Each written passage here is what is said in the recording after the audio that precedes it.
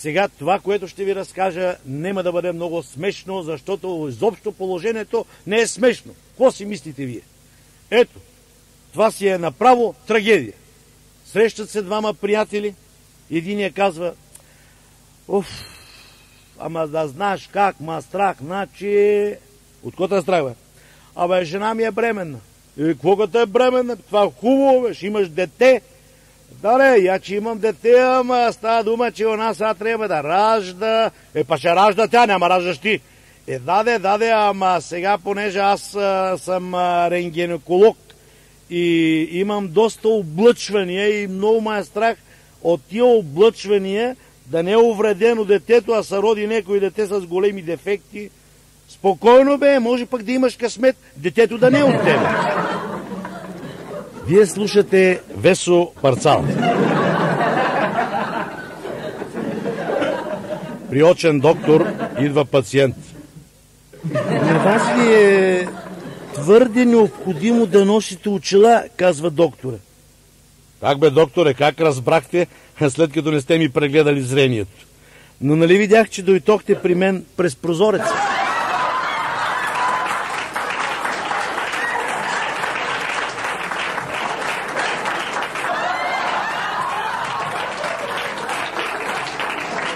Лекарът се обръща към пациента. Я ми кажи ти, къде беше преди да дойдеш при мен? При аптекара отсреща. И какъв идиотски съвет ти даде той? Ами да дойда при вас.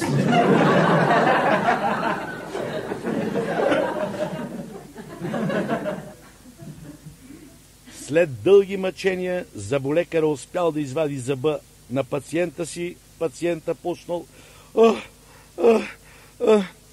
колко струва цялата тази работа? 400 лева. Епте, ма заболебен, ама ли малко, бе? Когато седнах на стола, ми каза 100 лева. 100 лева, обаче така викаше, че и 3 клиенти ми ги изгони. В аптеката. Добър ден, имате ли цян калий за тъщата? Ама имате ли рецепта? Не, но и нося снимката. Я да я видя. Такъв цян калий нямаме.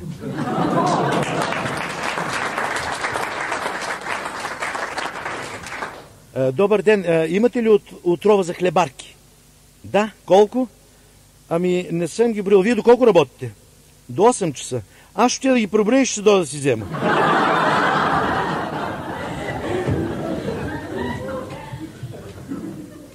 Зъболекаря пита пациента си: ако ви е страх, виждам, че треперите от клещите, да ви дам едно коняче. Може, докторе? Сега вече успокоихте ли се? Ще може ли още едно коняче? Да, ето ви още едно коняче. Ще може ли още едно коняче? Не се ли успокоихте вече? Не, още едно коняче. Това е последното. След като го изпил, зъболекаря го пита: сега успокоихте ли се? Успокоиш се, бе. Са изобщо не ми пука от нищо, бе. Ами витна некой зъбо, а го отъпат.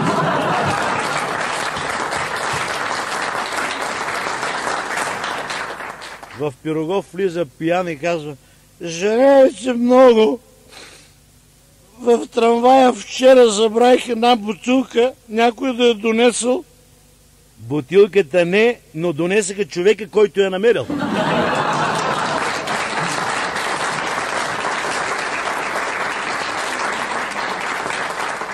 Мъж се прибира пиян при жена си и казва: жена, почвай да викаш и да крещиш. Защо? За да можеш да ориентирам къде е леглото, че трябва да легам.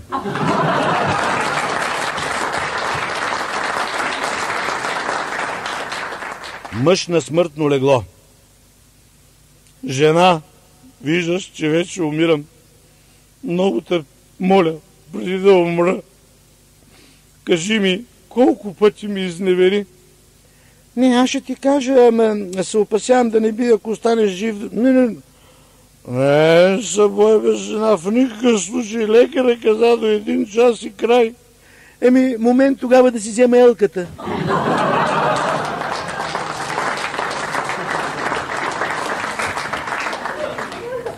Млада вдовица всеки ден ходи на гробищата и нарежда над гроба на съпруга си: скъпи, ти беше единствената ми любов. върни се пак при мен, без теб не мога да живея. Всеки ден чакам как ще се отвори вратата и ти ще влезеш. Скрит неен обожател зад паметника се обажда. Искаш ли те сега да станем и да дойдем? Ма ти пък от майтап никога не си разбирал.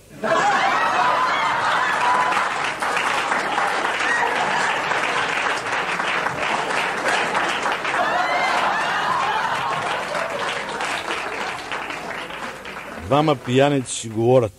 Кире, знаеш ли, че Пешо умря от пиене? Не само от пиене, и мезея, да знаеш. Да, но цялото състояние, наследство, остави на сираците от дом, майка и дете. Значи той е доста добър човек, възпитан човек, виж, добродушен човек. И какво остави? 5 деца.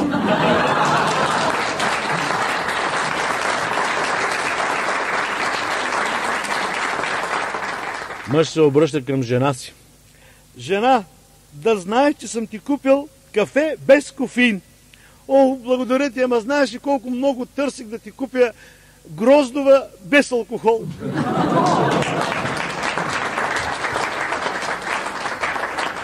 Жена казва на мъжа си. Това ти е третата ракия, а лекара какво ти каза? Само по една ракия. Да, ама аз хода на 3 лекари за по-сигурно.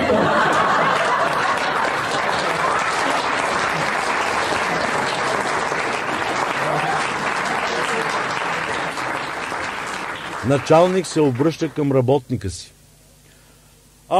Писна ми от тебе, всеки ден идваш тук полупиян. Какво да направя, като не ми стигат парите да се напика торта?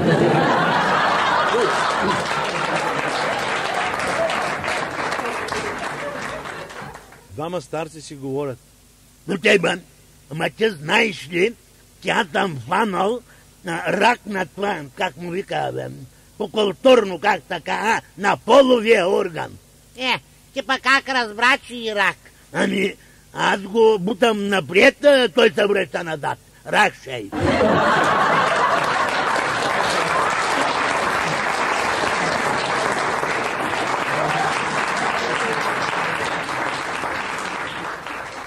Добър ден, докторе! Как е жена ми? Жена ти е добре, ама не могат да разберат. Ти биеш ли я тази жена? Не, не съм удрал никога. Добре, обаче отзад на гърба има едно синьо петно. Това синьото петно е от тя спи на ключа, къде държим ракията.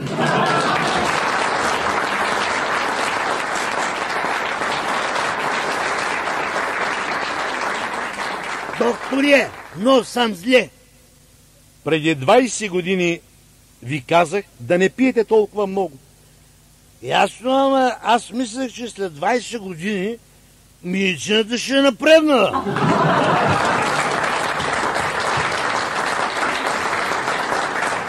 Бабичка влиза в магазин, на който пише магазин за всичко. Отива до саламите и казва: Добър ден. Колко струва саламя? Салама е 12 лева, бабо. Маля, какви цени слагате? Той там, но ние пакети какви са? Това е туалетна хартия, бабо. Той па ептен не ми трябва. Тук нямам куша бърша. Извинявайте, ама като гледам май, само натам трябва да се оглеждам. Уния с ковчези, колко пари струват? 120 лева, бабо. Леле. Какви времена настана, ни да идеш, ни да сиреш, ни да умреш. Прощавайте, имате ли ковчези втора употреба? Арабски шейх идва в България и казва: доде тук оватата да дава, да купи тая хубава земя, тук те продава, обаче искам да купа тамо земята, народа не го искам. Президентът му отговаря: обадете се, след една година народ няма да има.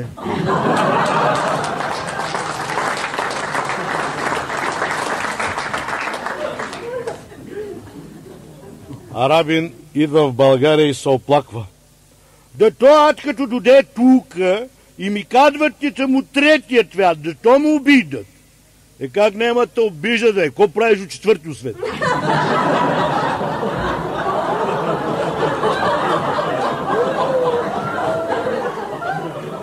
От витрината дама взима едни обувки и ги занася на продавачката. Това са обувки от истинска кожа, нали? Да, казва продавачката. Ма как познахте? Вие сигурно сте експерт. Не. Познах ги по кожодерската цена.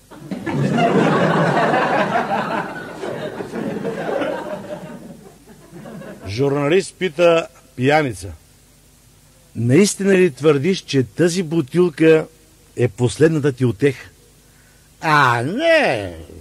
Това е последната утеха и имам още 3 утехи в хладилника, после ще видим.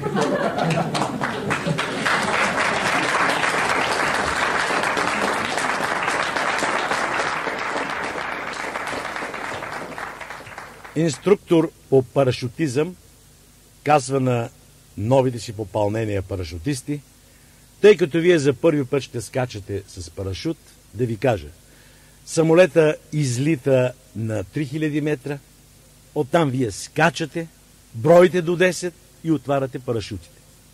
Самолета излита, 10 парашутисти скачат, на 10 се отварят 9, единия продължава надолу, пада в купа сено. След като останалите се преземили, отишли до купата да видят дали този човек е жив. Заслушват се и чуват. 8, 10,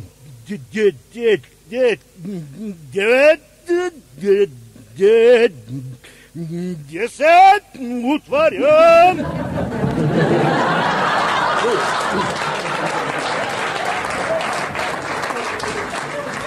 Катаджия спира водач на МПС. Я излез от колата, бе. Я мине отпред. Нещо да виждаш, пък кола виждам. Я мине отзад. Нещо да виждаш, пък кола виждам. Така, значи, кое не виждаш, най-важното. Ти защо караш тази кола без номер? Па аз си го знам наизуст, бе, за какво ми?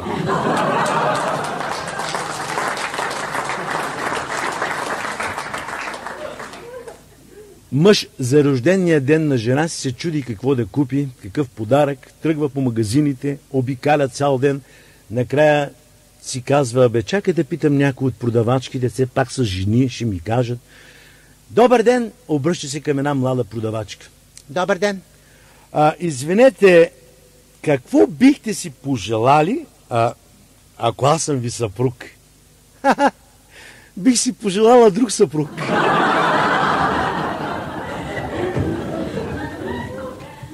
Голям скандал, семейен. Жената вика, как та не е срам, бе, всичко вършим аз у къщи, бе, може ли такова нещо, бе? Искам един път да вземеш да свършиш някаква хубава работа в тая къща, аз готвя, аз чиста, аз децата гледам. Ето ти тия дрехи ще ги изнесеш на перална да ги изперат, да виж как се носи, как се връща. След половин час мъжа и се връща. Жена, нали казах да занеса дрехите на перална? Да, казах ти. Аз ги занесах, ама ти върнаха роклята. И защо? Ми казаха, че покривала за танкове не перат.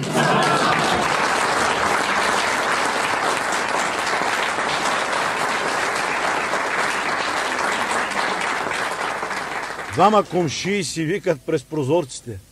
Пешо! Абе, твоите прасета пушат ли, бе? Как ще пушат, бе? Ти чуваш са какво говориш? Питам те дали пушат цигари. Абе, как ще пушат цигари, бе? Прасе цигари пушили. Значи не пушат. Значи, Пешо, свинарникът ти гори, да знаеш.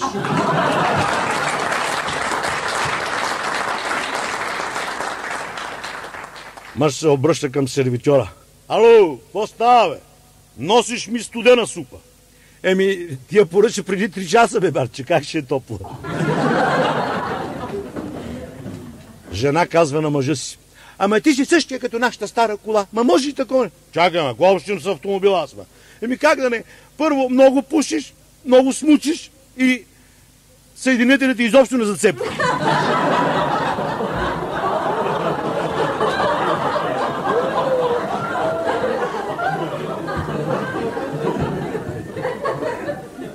След голям скандал, жената казва. Как та не е срам, бе? Как та не е срам толкова години? Аз те търпа. И трябва да знаеш, че вече няма да търпа, защото аз не съм загубена жена. Да, сигурен съм, че не си загубена, щом никой не те търси.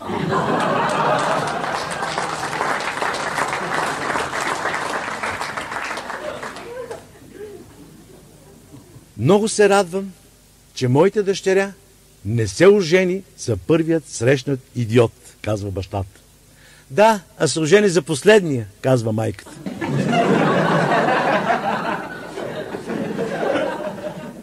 Две приятелки си говорят. Ах, да знаеш, ама твоя мъж, като го гледа, мал, голям, хубав мъж, така ти завиждам, ама направо го гледам, че е мъж, който си тежи на мястото. Да, казва другата, само тежи.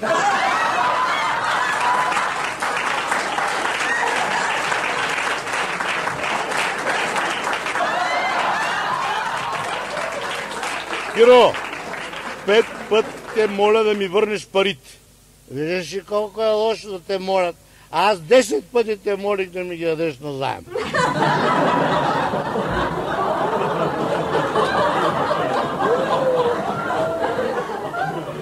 Две приятелки си говорят. Ах, да знаеш, искам да те питам, кое повече ти харесва? Да се любиш с мъжа си или да посрещаш нова година в скъп туалет? Предпочитам да посрещам нова година, защото по-често се случва.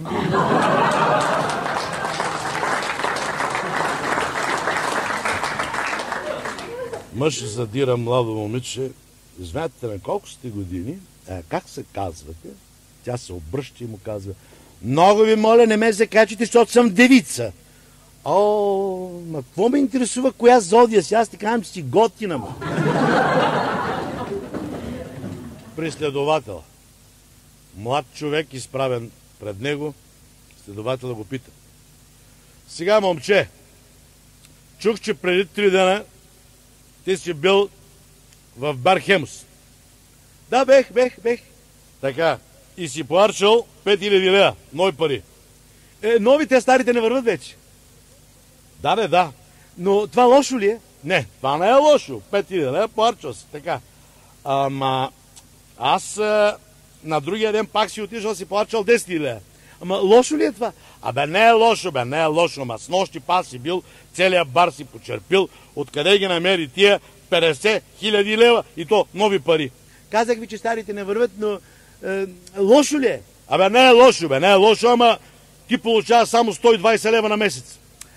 Кажи ми, господин следовател, това пък хубаво ли е?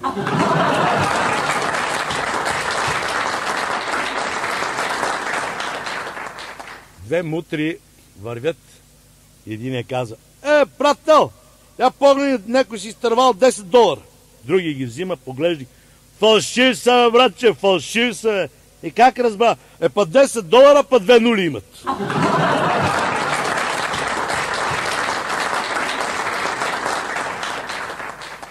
Двама пияници си говорят.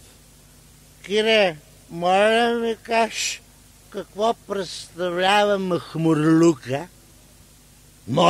Моя ти кажа. Геса. Когато пиеш алкохол, ти унищожаваш микробите. И на сутринта останалите живи микроби правят погребение на умрелите и почват да рват, да бият в камбани и ти се тресе главата.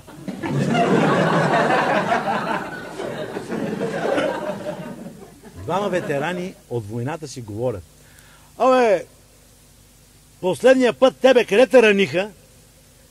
В Дарданелите. Там много боли. Жена ми веднъж маритна.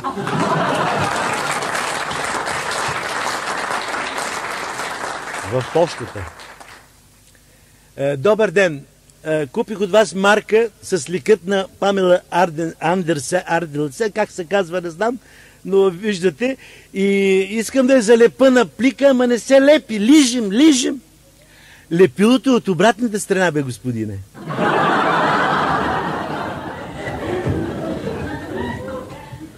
Дама влиза в мебелен магазин и пита: прощавайте, имате ли по-високи гардероби? Това са най-високите, но не са ли достатъчни? Не, комшията не може да влезе вътре. Сексолог пита клиентка. Каква е сексуалната ви наклонност? Предимно хоризонтална.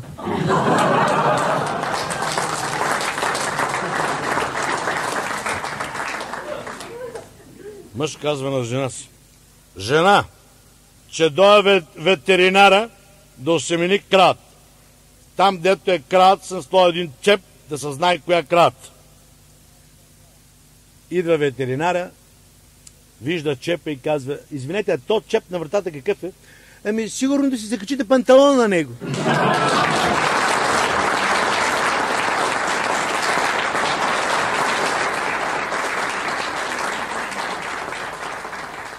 Рекетьор звъни на шефа на банката. Утре в 8 часа парите са при мен. Дано успея да се събудя. Спокойно, колата ти ще бъде взривена точно в 7, че се събудиш. Мъж се прибира при жена си пиян. Жена, днеска се напих по повод една работа. Ти винаги намираш повод. Да, но този повод е голем. Бех на едно събрание и каза, че човека ще живее 120 години. Ура! Казала жената. Че се радваме, говорим за човека, не за жената.